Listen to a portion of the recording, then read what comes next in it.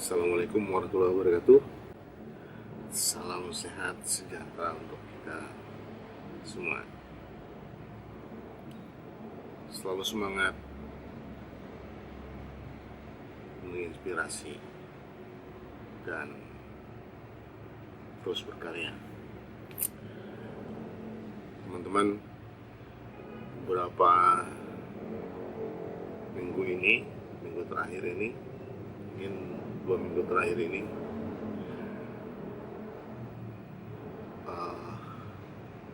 ada berita-berita yang cukup menarik perhatian saya di media sosial, terkait dengan media sosial khususnya. Ya, jarang-jarang saya tertarik dengan cerita-cerita viral itu, tapi memang belakangan ternyata setelah diikuti cukup menarik gitu ya. Itulah untuk melihat fenomena yang terjadi di masyarakat kita, melihat dinamika masyarakat. Setidaknya ada 3 isu yang cukup ramai dibicarakan. Pertama, tentang adanya gugatan sementara pihak yang ingin menyamakan status media-media streaming seperti YouTube dan lainnya itu disamakan dengan status media penyiaran konvensional seperti televisi, sehingga mengajukan judicial review terhadap undang-undang penyiaran. Ini saya memang bukan bidangnya tentang hukum ya, jadi tidak tertarik sebenarnya dari sisi hukumnya, tapi dari sisi lebih melihat ada pertanyaan besar, ada apa di balik itu? Karena terdapat perbedaan yang memang nyata antara media siar televisi yang jelas menggunakan ruang publik sehingga itu dimasukkan ke dalam undang-undang penyiaran. Sementara YouTube sendiri adalah media sosial yang menggunakan ruang angkasa, ya, karena menggunakan internet. Dari sisi,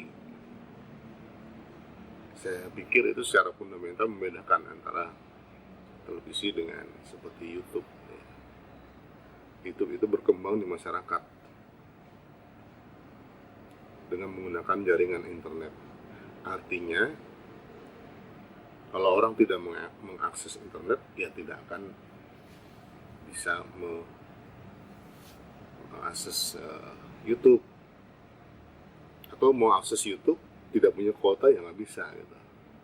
Termasuk juga para konten kreator yang di YouTube, mereka mendanai sendiri untuk menghasilkan karya-karyanya. Nah, karya-karyanya ini yang menurut saya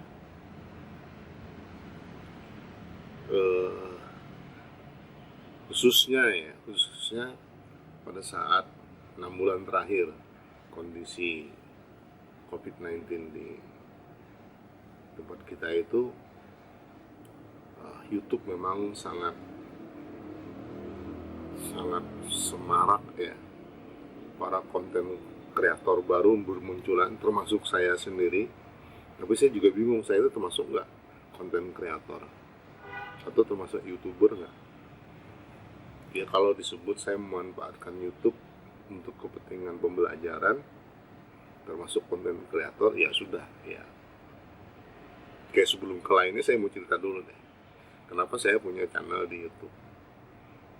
Channel itu saya bangun bulan Mei diikat dengan bulan Mei. Kenapa jadi saya buat seperti itu? Karena sistem pembelajaran kita yang harus menggunakan jarak jauh, setelah beberapa kali kita mencoba menggunakan Zoom, menggunakan Zoom, telekonferensi, pertemuan dengan mahasiswa, saya merasakan banyak sekali kekurangannya. Sebelumnya pernah berpikir kita membuat slide presentasi, kemudian dipresentasikan di media semacam Zoom itu, kemudian kita bisa berdiskusi dengan mirip seolah-olah kayak memindahkan ruang kelas ke ruang yang virtual seperti itu. Tapi ternyata tidak sesederhana itu, banyak sekali hambatannya, dan saya menyimpulkan sangat tidak efektif kita menggunakan itu. Jaringannya yang lelet, belum lagi biayanya, keluhan mahasiswa, karena beberapa sebelumnya mahasiswa, dosen itu menyediakan sendiri kuotanya, tapi terutama gangguan jaringan yang tidak normal, itu gangguan tersendiri. Yang namanya orang belajar kan perlu konsentrasi. Oleh karena itu saya berpikir pada saat itu, ini seharusnya dikombinasikan dengan membuat media pembelajaran melalui video. Jadi materi pembelajaran kita itu direkam dalam bentuk video, kemudian di-share ke mahasiswa untuk didiskusikan berkelompok, kemudian membuat latihan-latihan atau resume, baru kita diskusi di Zoom. Dengan video mereka bisa mengulang-ulang apa yang sudah disampaikan. Jadi yang terlewat kurang jelas dia mengulang lagi. Saya pikir seperti itu. Jadi oleh karena itu saya membuat video untuk pembelajaran. Nah, lalu caranya gimana nge-share-nya? Nah, setahu saya yang memang masih belum paham betul dengan secara keseluruhan sistem itu, meng-share video adalah di YouTube. Karena memang saya sudah pernah punya channel sebelumnya, udah beberapa tahun yang lalu, tujuannya untuk menyimpan video. Saya nggak tahu juga ternyata itu jadi luar biasa yang disebut konten kreator. Saya punya channel yang lama tapi sudah tidak aktif lagi. Itu saya share di YouTube, saya simpan di YouTube maksud saya, tapi tidak dipublikasi. Jadi disimpan secara pribadi, karena di YouTube itu ada pilihan dipublikasi atau disimpan secara pribadi atau tidak secara publik, tapi linknya bisa kita share ke mahasiswa. Nah, linknya itu yang saya share di di Google Classroom. Disitulah kita mahasiswa dan teman-temannya, kelompok-kelompoknya untuk mendiskusikan video itu. Nah, mahasiswa kenapa tidak dipublikasi saja? Sekarang sedang ramai di bagaimana di YouTube itu gini banyak cerita. Saya tertarik, coba saya lihat, ternyata memang benar ramai sekali di YouTube dan menarik buat saya gitu. Banyak sekali konten-konten pembelajaran yang sifatnya mengedukasi apa adanya gitu. Itu yang paling jelas. Berbeda dengan yang di televisi. Dan saya terus terang aja khususnya selama COVID-19 ini sama sekali tidak pernah melirik televisi. Kalau mau cari berita saya di YouTube. Banyak sekali berita di YouTube yang tidak ada di televisi, ada di YouTube dan apa adanya, dan kita tinggal menyaring apakah berita itu bisa jadi pelajaran buat kita atau tidak dan sebagainya. Oke, kembali tadi, perbedaan antara televisi dengan YouTube itu memang jauh. Sekarang mau dimasukkan dalam satu undang-undang penyiaran. Saya nggak tahu tuh pakar hukum yang bicara. Tapi saya melihat di sini ada banyak hal di situ. Kenapa ada pihak-pihak yang ingin apa ya? Agak sulit menyebutnya. Kan saya katakan bahwa selama 6 bulan lebih ini saya tidak pernah menonton televisi. Dan benar, orang di rumah, bahkan cucu saya tidak pernah nonton televisi lagi. TV itu hanya menganggur ya, tidak digunakan. Karena tidak tertarik lagi, lebih tertarik ke membuka YouTube. Nah jadi itu satu poin. Bisa jadi ini juga terjadi bagi orang lain, bahkan mungkin banyak. Dan kalau banyak, maka jelas efeknya kemana? Efeknya adalah ke provider televisi. Mungkin mereka merasa sekarang orang beralih tontonan ke YouTube, ya itu seperti itu. Sehingga ya ini saingan berat para provider televisi ini ada di YouTube. Ada jutaan orang beralih mengalihkan pandangan matanya ke YouTube. Ya, yang jelas medianya berbeda. Satu. Yang kedua, saya melihat ternyata konten-konten kreator yang bagus-bagus itu ternyata mereka mendapatkan penghasilan dari YouTube. Gitu. Ada yang dari kalangan artis, ada yang kalangan cendekiawan, dan saya melihat iklannya luar biasa. Saya menduga juga iklan-iklan akan nampaknya banyak beralih ke media sosial. Jadi belanja iklan itu di situ. Ya, belum lagi sistem pembayaran iklannya yang tentu saja di sistem di media sosial berbeda dengan di televisi. Berdasarkan klik, berdasarkan penayangan.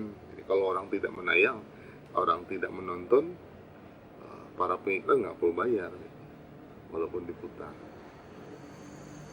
Beda-beda. Nah ini muncul. Jadi saya melihat ada satu persaingan. Selama ini monopoli televisi terhadap akses informasi audiovisual bagi masyarakat itu dimiliki oleh televisi. Sekarang beralih ke YouTube. Masyarakat bebas memilih. Ya. Akan halnya di konten-konten itu ada yang negatif, ada yang tidak sesuai dengan standar dan segala macam. Ya tentu saja namanya orang banyak, orang jutaan gitu. Yang banyak ya. Televisi saya tidak semuanya 100% bagus. Bahkan banyak konten-konten yang sebenarnya tidak mengandung edukasi.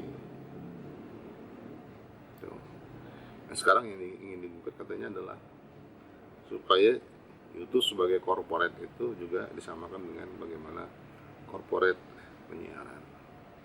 Ya tentu saja efeknya kalau itu dijadikan seperti itu, YouTube itu kan akan membuat aturan, kalau tadi diundang-undangkan, ke bawah gitu. Misalnya ya kalau membuat konten kreator harus izin dulu, harus akreditasi dulu, harus macam-macam dulu, tidak sebebas sekarang ini. Dan ini menurut saya akan menghambat perkembangan kreativitas. Kita sekarang mengembangkan industri kreatif dari akar, dari masyarakat. Dan banyak saya lihat orang-orang yang tidak bisa bekerja selama COVID-19 ini bisa bekerja di rumah dengan menjadi konten kreator, dan itu luar biasa. Ya. YouTube sendiri, karena saya punya channel, jadi saya tahu ada saringan, tidak sembarangan juga YouTube itu. Setiap orang bisa membuat channel, ada pilihan-pilihan di sana. Ya. Ada disclaimer yang harus dipenuhi dan seterusnya. Ya. Nah, ini memang isunya berkembang di masyarakat. Jadi seolah-olah ini terjadi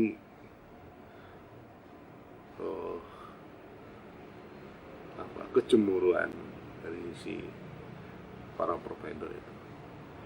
Dan yang kedua, isu tentang lucu juga sih ini.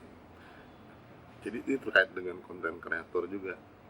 Dia mengangkat isu tentang ANJAY, anjay, yang katanya itu adalah kata-kata yang, mohon maaf, disebut tidak bahkan ya, sedikit bisa mengandung kriminal gitu. Saya nggak ngerti, saya bukan ahli bahasa, tapi saya tidak paham maksudnya apa sebenarnya itu. Dan saya sudah biasa mendengar mahasiswa saya berbicara tentang itu gitu kan, anjay dan lain-lain, itu tidak bermaksud untuk menghinakan orang lain dan sebagainya gitu. Ya, dan itu karena saya saya suka memahami bahasa-bahasa anak-anak muda, ya, bahasa pergaulan mereka, coba memahami itu. Memang kalau kalimat-kalimat atau kata-kata itu dibawa ke kelompok orang tua, ya nggak pantas, karena orang tua nggak paham apa maksudnya, gitu kan. Jadi nggak usah, artinya saja sebuah kata yang tidak dipahami di sebuah komunitas itu bisa menimbulkan ketersinggungan. Tapi kalau komunitasnya di anak muda, apa yang tersinggung? Ya? Satu, apalagi kalau kalimat itu diungkapkan dengan biasa gitu, dengan cara bercanda dan segala macam. Dan inilah yang saya dulu waktu SMA pernah belajar bahasa Indonesia, disebut bahasa jargon kelompok. Anak-anak sekarang menyebut bahasa-bahasa prokem, bahasa slang. Dan itu berlaku di lingkungan mereka gitu. Buat orang yang tidak di lingkungan itu, atau mungkin tersisih dari lingkungan itu, menganggap itu kasar banget. Bisa jadi, boleh jadi, tapi tidak bisa diangkat ke ranah umum. Satu. Yang kedua, kalimat seburuk apapun, sebuah kata itu tidak hanya terkait dengan verba, tergantung bagaimana mengucapkannya, intonasinya, bagaimana gesturnya.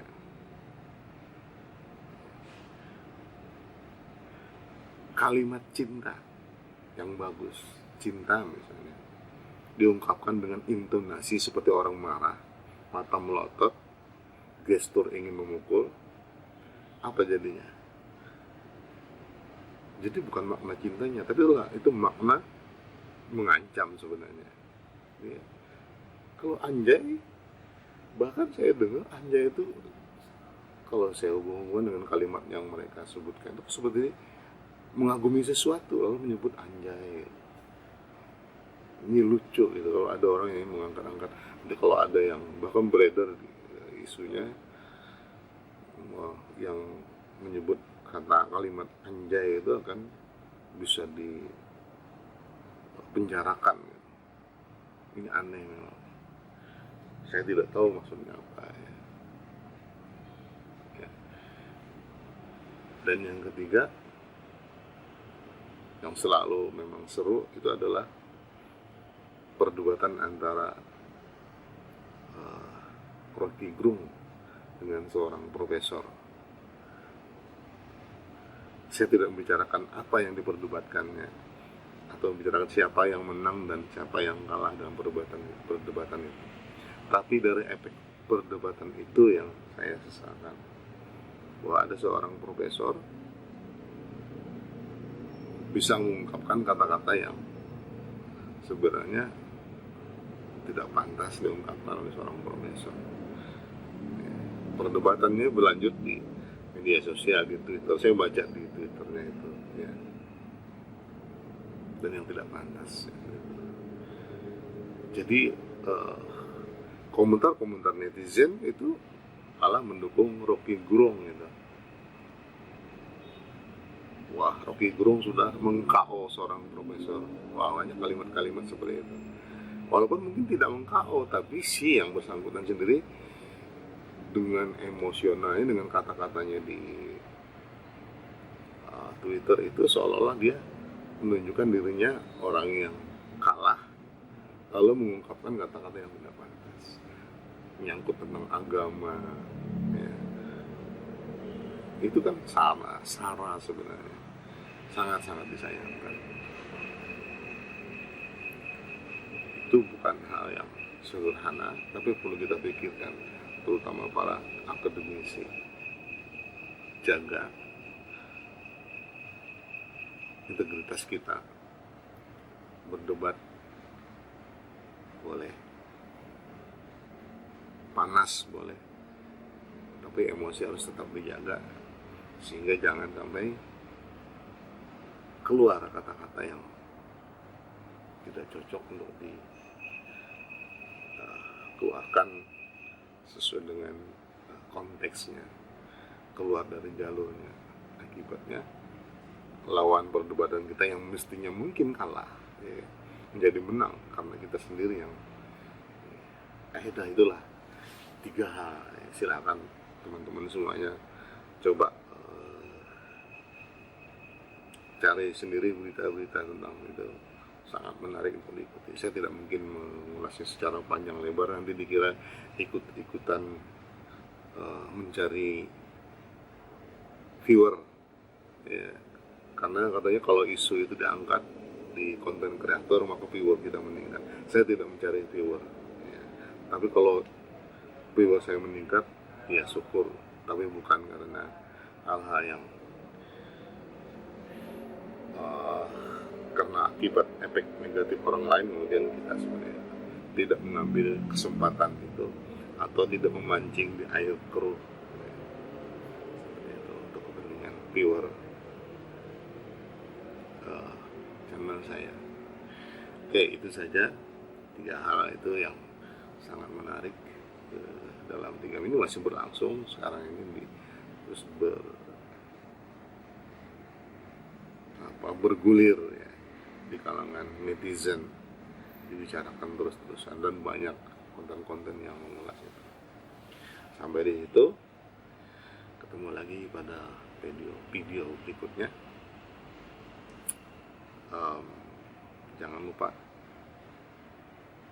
kita belajar dari apa saja, sama siapa saja, di mana saja, tentang apa saja. Jangan batasi diri Anda, karena dengan belajar membuat kita tetap bersemangat, ya, tetap kreatif, sehat, dan sejahtera. Assalamualaikum warahmatullahi wabarakatuh.